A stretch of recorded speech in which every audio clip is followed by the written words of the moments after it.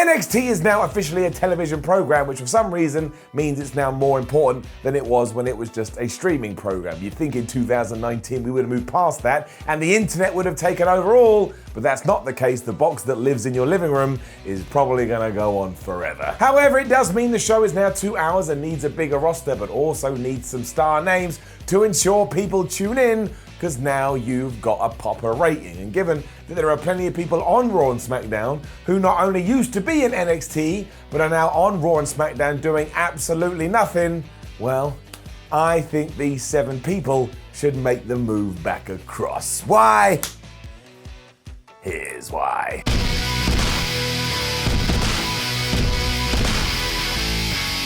We'll start with an obvious one, and one that has been a rumour for the last couple of weeks, and it does come in the form of Kevin Owens, because on a recent episode of SmackDown, Shane McMahon fired KO, and that makes the narrative nice and simple. With nowhere else to go, Owens goes home to NXT, he waves the NXT flag, and I totally believe that some people would go, oh, I need to check that out, because I think Kevin Owens has got a pretty good fan base. As you'll remember too, he had a pretty damn amazing career down there, especially his matches with Sami Zayn. Remember when he essentially stole the NXT title from Zayn after pretending to be his friend? And don't forget, when he did get promoted to Raw, he was still the NXT champion. And then he kicked John Cena's ass. I don't understand how we've ruined the call-up so much. That one was brilliant. More importantly than all of that though, you would now be establishing that NXT is a third brand, because we have proper names, proper main eventers, former Universal Champions now moving here, there and everywhere. It's not like Kevin would have to stay down there either. You would be doing it just to create some headlines and create some chatter. I think, do it for a month, 2 months, you will absolutely achieve that. So he goes into his own little category, because the rest of the people I'm going to talk about need to get off Mondays, Tuesdays/Fridays as soon as possible and try and resurrect their damn careers. Which is why numbers 6 and 5 come together as a package. I mean, WWE threw them together, so why can't I? And I am talking about Asuka and Kairi Sane. Now, we'll get to Asuka in 1 second, but my word, why did we even bother calling Kairi Sane up? Because she was moved on to the main roster, put in the Kabuki Warriors, and then essentially told, oh, by the way, now you are here, you're only going to have a few matches, then we're going to put you in this awkward situation where Paige is your manager, and that's not going to work.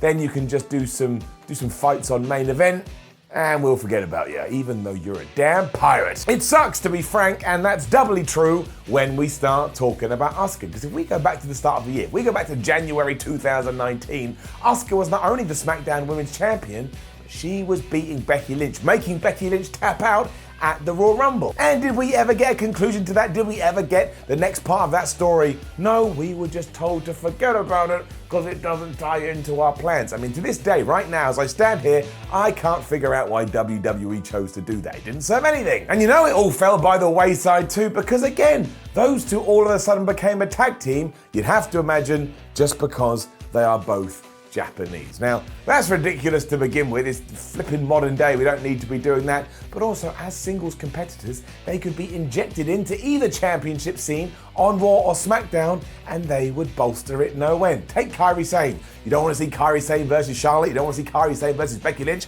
You don't want to see Kairi Sane versus Sasha Banks. Of course you do, but we were never given the chance. And the way I see it, we're never going to be given that chance, and Asuka's not all of a sudden going to be resurrected. So just put them back on NXT, and not as a tag team. Kill the Kabuki Warriors, which could be one of the worst tag teams I've ever seen. I mean, if you are going to 2 hours, you are going to need more bodies in the women's division down there on Wednesday nights. These two can light up any arena in the world. Get rid of genders as well. They are incredible wrestlers, whether you're a man, whether you're a woman, whether you're a goat, whether you're an elephant, whether you're a shark, whether you are a guitar, it doesn't matter. So please, WWE, save them from the main roster. I can't believe I'm saying that. And put them back down on the third brand. Following on from this, at number 4, of course, is going to be Apollo Crews, who for the last few weeks has only had a couple of appearances. One in the King of the Ring, where he actually did all right, and another, he was just part of a backstage segment where he had to look at Shane McMahon. He wasn't even allowed to say anything. Imagine getting your notes, Apollo Crews looks at Shane McMahon. You'd be like, I trained, I took bumps, I traveled the world, I was in the indie scene, and tonight you want me to look at someone. I made a terrible mistake. The thing with Apollo as well is that he was stripped away from NXT too soon, likely because Vince McMahon saw him and went, wow, he looks like he can kick somebody's ass. Let's get him up on Raw. He never really had a proper run with any of the NXT titles, and he was only there for around about a minute, whereas we should have allowed him to evolve and grow so that by the time he did move across, he'd be more well adapted to the WWE way of doing things. Also, he is an incredible athlete, and if you've ever seen any of his independent work as U-Ha Nation, you'll know that WWE has really put the coffers on him and not allowed him to show what he's capable of, and that is how Apollo Crews was always going to get over. He looks like a WWE guy, but he moves like a quote-unquote indie guy. That was his whole point. And now, what does he do? Sometimes he's just Apollo, then he's Apollo Crews, then he's being called like, oh, the best kept secret like Buddy Murphy, and then he just doesn't get used again. It gets really, really boring, and also stop-start pushes ruin anybody's momentum. And the plus side of this is that if you do reverse it, he'll feel quite fresh on NXT because, again, he wasn't there for more than 5 minutes. So it's another request, WWE, you need people down there. You clearly have no plans on him on Raw or SmackDown. Put him back there. Number 3 may not even be possible because as far as I know, he may not even still be alive. He may not even have a blue face anymore. It is, of course, Mojo Rawley. Now, the weird thing about Mojo is that he never really had his moment in NXT, and he never really had his moment on the main roster either. I mean, if you think about his career so far, your one big takeaway is likely he stared in the mirror a lot, he got mad at himself, and then one day came out on TV and, like I say, had decided to colour in his face a nice shade of blue. I still don't know why he did this, because that character was never allowed to be explained. He wasn't around long enough. The weird thing with Rawley is that every time I see him, I don't think WWE are actually using him to his best potential. He seems to be one of those guys that you can give anything and he'll make it work, and sometimes he cuts a promo, mostly on Twitter or social media or YouTube, and you go, oh, I'm actually quite interested in this guy. He's never allowed to blossom. So, once again, go and save him from purgatory, go and save him from the mystery of the depths of limbo, wherever the hell he is, and allow him to show what he's got on NXT. You've got a whole other 60 minutes you now need to fill. Do not pretend you can't find a spot for him. And again, I think he has something here. Why the hell wouldn't you use that? And you must think it too, WWE, because he's one of these guys that is on the precipice, but we just don't push him over the line. You can even carry on with the weird mirror face thing if you want. Just give it an explanation. That's my only problem with it. I don't understand. So at the moment, I just go, hee hee hee hee. It's Blue Goop Mojo Rawley.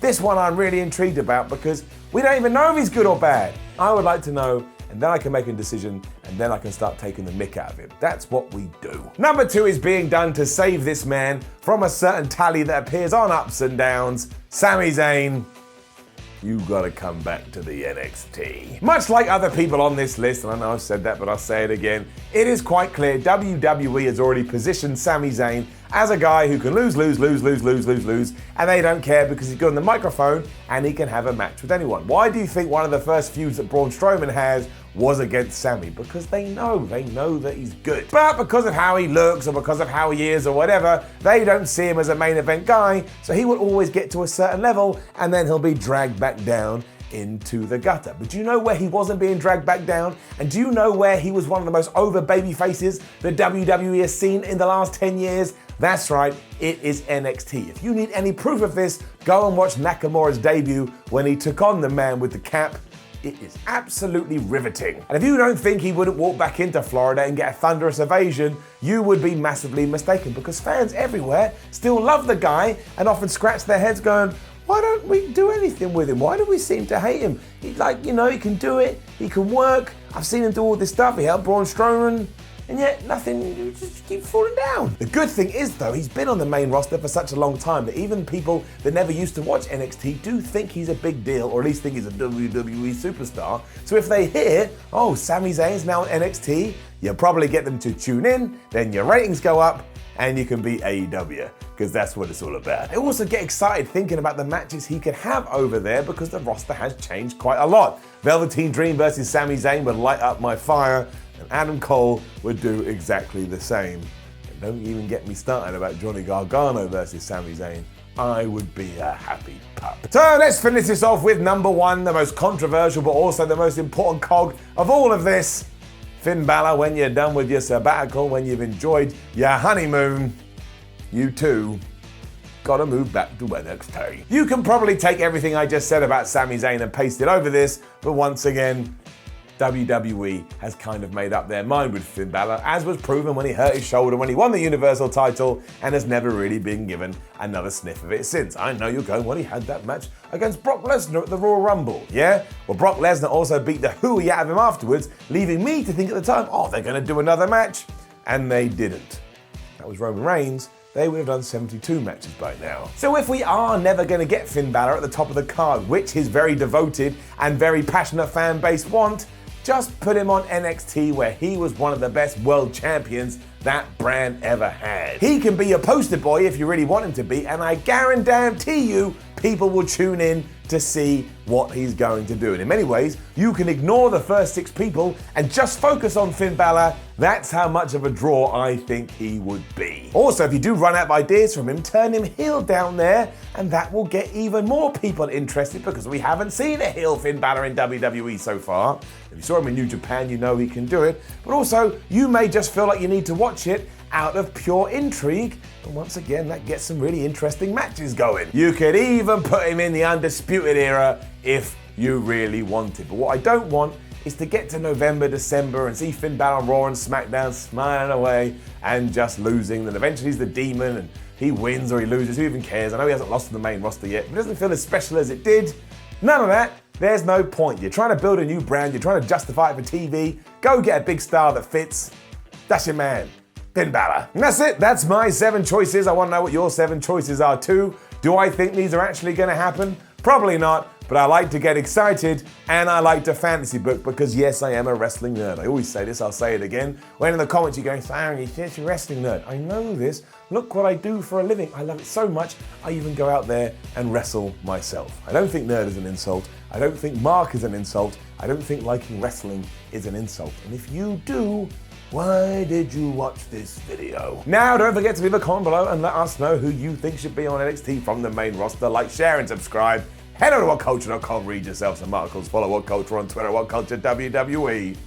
Watch more videos here on What Culture Wrestling. My name is Simon from What Culture. Thank you very much for watching, and I'll be seeing your ass when I see your ass. Not literally, it's a terminology. Don't want to see your bare ass.